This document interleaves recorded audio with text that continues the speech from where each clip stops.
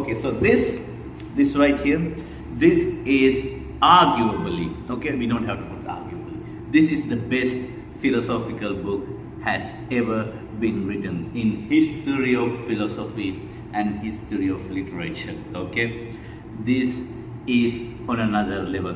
So far, this is my favorite philosophical book that I have ever read, and everybody should read this, by the way. This is a great book. Okay, if you are expecting a book review, too bad. This is too good to give a review. Okay, too good. So if you don't think this is the best philosophical book it's ever written, I think you're a beta male. Okay, you're not a real alpha like me, a giga chad. This is it. Okay, so obviously let's talk about it. This book is called Thus Spoke Zarathustra.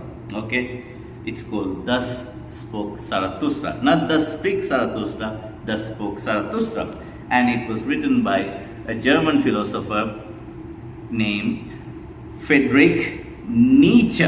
I think I said his name correctly. Okay, I think I pronounced his name correctly. Friedrich Nietzsche.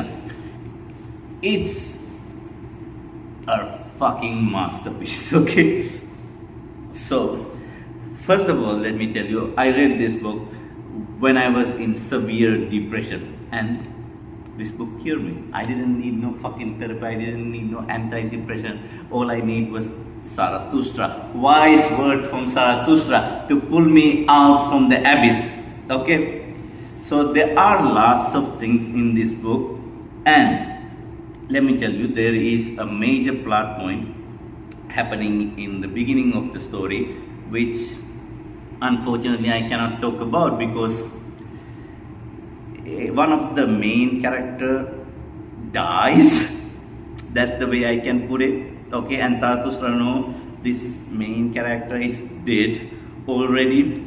The reason I don't like to talk about due to where I'm living at the moment, and I like my head attached to my neck, obviously. And another plot points I can talk a little bit, right, about Superman or Uberman. By the way, this DC Superman, pathetic. This is the origin of Superman.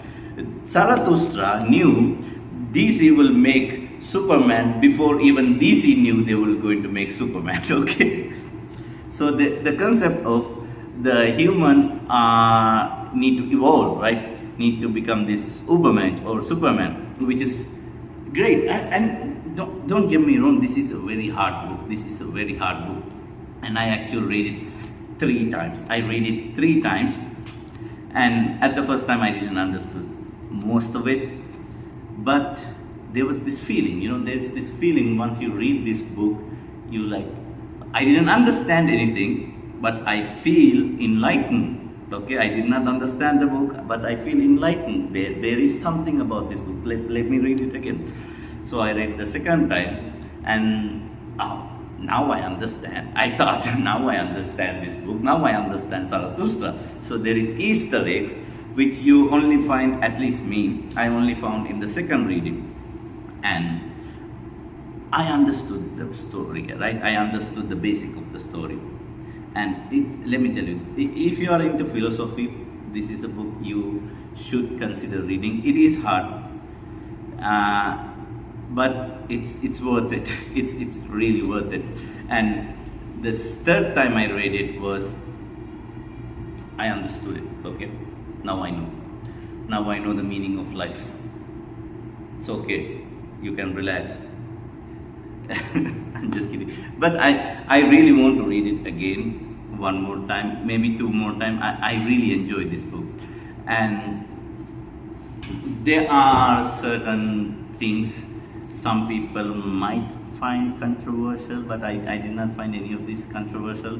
And there is will to power, there is Superman, and there is death of the main character, which is, to be honest, I think a deserved death. Okay, I don't really like to talk about him. I'm calling a him because it definitely a him, because that main character made by a man. So let's not talk about that. Let's just talk about Übermensch and Zarathustra. This, I believe, it's one of Friedrich Nietzsche's last work, which is great. And actually, this book recommended to me by a German guy. There was one German customer, and he saw me reading Socrates, right? He asked me, "Oh, you like philosophy?" Then I said, "Yeah, I mean, it's fun." Then he said, "Oh, you should definitely read Friedrich Nietzsche." Then he said, "Oh, there is a very famous philosopher of Friedrich Nietzsche." It's like, I heard of him. He's quite famous, right?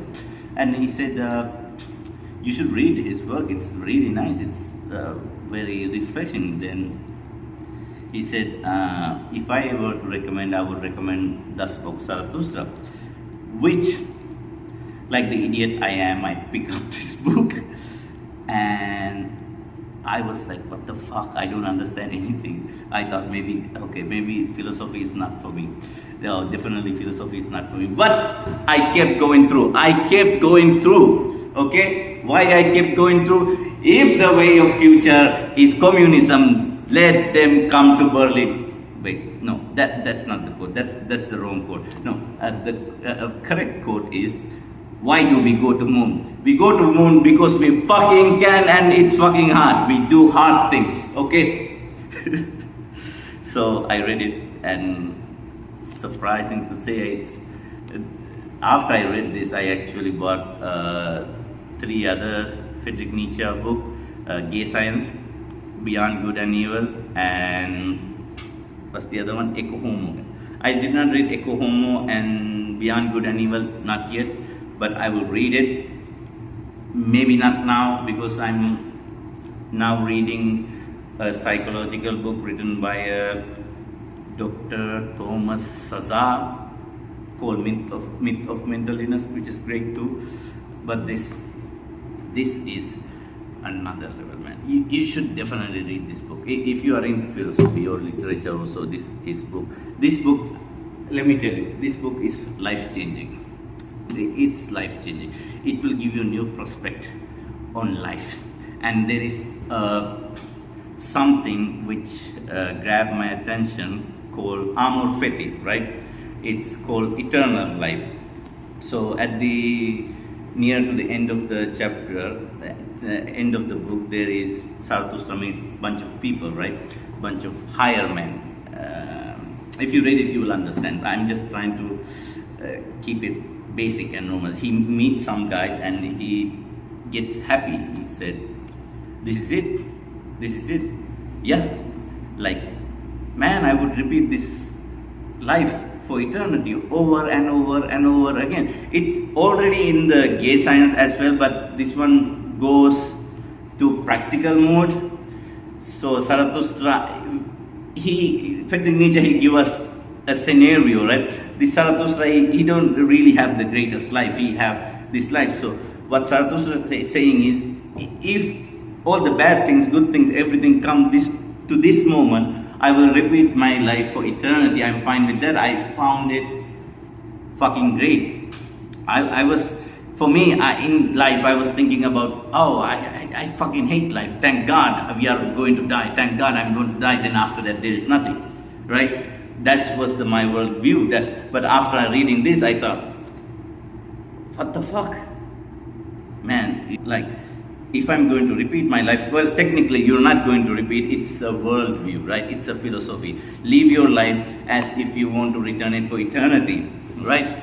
I really like that idea. Like, now I even though whatever come to this moment, this minute, right now, my life hasn't been bed of roses, right? But there are little things that I would love to repeat it for eternity, and I think it's a price worth paying for those moments. And I actually have more thankful for this moment. If I get to repeat all these things, and well, obviously the bad things also repeat, but it's okay, because the good things also going to repeat for eternity. So I think it's a win-win situation. it's a great book. I would highly recommend everybody to read it. Not only once. If English is not your first language, I would recommend taking a translation. But me, I took the English one because I'm an intellectual. No, because I couldn't find a translated version in my own language, so I took the English one. Maybe that's why it was a little bit hard, maybe, but I heard from other philosophers which on the YouTube saying this book is very dense. It's not, okay? It's not dense. It's a profound masterpiece, okay? If you think it's dense, it's hard, shut up. It's fucking great, okay? So, again, we go to moon not because it's easy. We go to moon because it's fucking hard, my fellow American, okay? So, Thus Spoke Zarathustra, 10 out of 10. It's a fucking masterpiece, okay? Cheers. And by the way, subscribe,